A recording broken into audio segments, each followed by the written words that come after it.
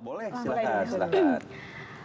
Halo, selamat pagi. Saya Syifa Dinda Negara. Saat ini saya sedang belajar di Universitas Padjadjaran. Good morning, everyone. I'm Syifa Dinda Negara. I'm from Jakarta and I'm 20 years old. Assalamualaikum warahmatullahi wabarakatuh. Sabahul khair, ismi Syifa Dinda Negara.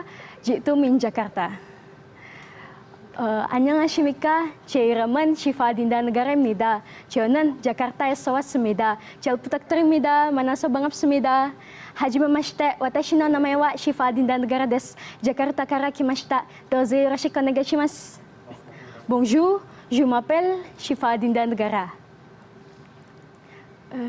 Apalagi Rusia tadi belum. Rusia. Здравствуйте. Меня Syifa Dinda Negara untuk Jerman. Jerman, boleh.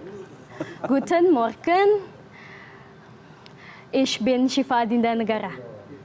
Terima kasih. Luar biasa. Danke. Jadi dari 9 bahasa itu mana yang paling Syifa kuasain? Arab. Arab. Oh, kenapa Arab? Inggris dan Arab. Inggris dan Arab. Kenapa bisa bahasa Arab itu belajar atau gimana? Iya, karena saya dari SMP itu kan pesantren dulu. Nah, pas di pesantren itu 2 tahun full. Ya.